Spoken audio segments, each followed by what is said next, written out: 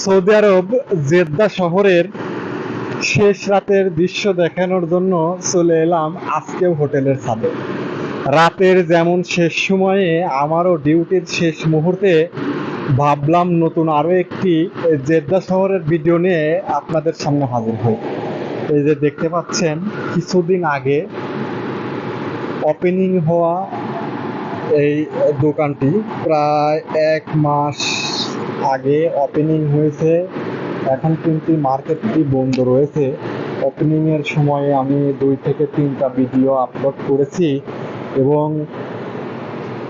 নিয়মিত এই রাস্তার ভিডিও, অর্থাৎ যে রাস্তার যে জ্যামগুলো লেগে থাকে, যে রাস্তার ভিডিও আমি দিয়ে থাকি, এটাই কিন্তু সেই রাস্তা। এখন কিন্তু রাস্তাতে গাড়ি নেই বললেই চলে।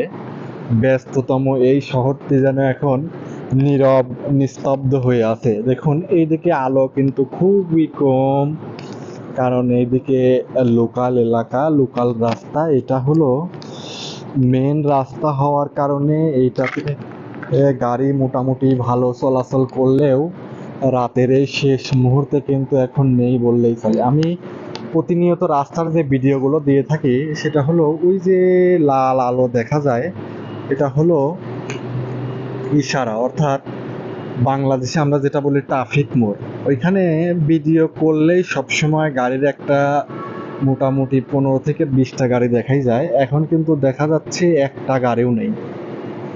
তো বুঝতেই পারতেছেন এখন শেষ রাত, যার কারণে হয়তোবা শহরটা খুবই নীরব নিস্তব্ধ রয়েছে, কারণ এখন এই সময়ে অনেক দোকান, অনেক মার্কেট বন্ধ থাকে এবং মানুষ ঘুমের সময়। তো আমিও এখন ডিউটি শেষ করে চলে যাব। ভাবলাম শেষ সময়টা তো আসলে ডিউটি থেকে যাওয়ার সময় শেষ সময়টা খুবই কষ্টের, কেননা এই সময়টা মানে একদম যেতেই চায় না। মনে হয় একটা ঘন্টার সময় যেন 3 ঘন্টা হয়ে যায়। এটা হলো মক্কার সাইড, যদিও আমি জেদ্দা শহরে আছি। অনেক দূরে মক্কা, সাইড বললে ভুল, পুরাটাই জেদ্দা শহর। কিন্তু এখান থেকে দিনের বেলায় মক্কার উঁচু যে পাহাড়গুলো আছে, সেই পাহাড়ের কিছু অংশটা এখান থেকে কালো কালো দেখা যায়। একদম যে পাহাড় দেখা যায় বিষয়টা এমন নয়, শুধু একটু কালো কালো দেখা যায়। আর এইখানে যে একটা মসজিদ দেখা যায়, মসজিদের পিছন সাইডে একটা স্টেডিয়াম রয়েছে। স্টেডিয়ামে যদিও আমি কখনো যাওয়া হয়নি, তবে হয়তোবা কপালে থাকলে কখনো যাব। ওই যে আকাশ দিয়ে একটা বিমান যায়, আর এই একটা মসজিদ। সৌদি আরবে আরেকটা মজার বিষয় হলো, মসজিদগুলা চেনা খুবই সহজ। যেমন আমি যদি দেখানোর চেষ্টা করি, ওই যে 2টা উঁচু, কি বলে এটা, মিনারের মতো উঁচু দেখা যায়, ওই একটা, এই একটা, 2টা, এই একটা, 3টা, এই একটা, 4টা। এইদিকে বিল্ডিং গুলো উঁচু উঁচু হওয়ার কারণে দেখা যাচ্ছে না।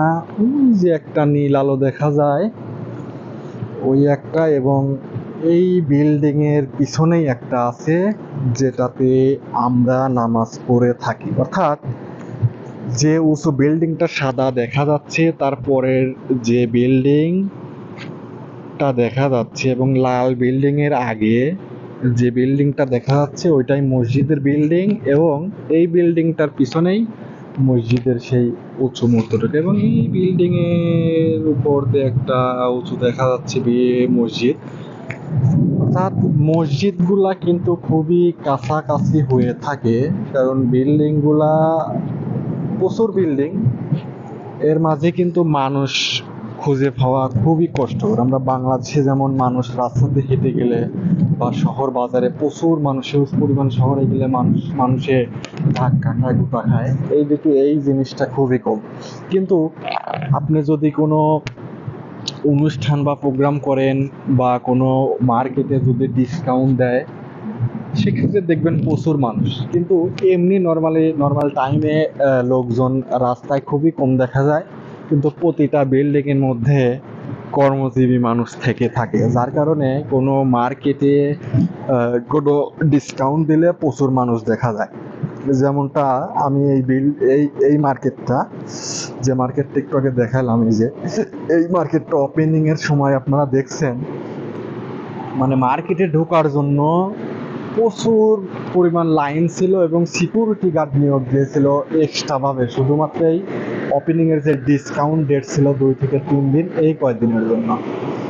তো সবাই ভালো থাকবেন, শেষ করছি ভিডিওটা এখানে। ধন্যবাদ সবাইকে।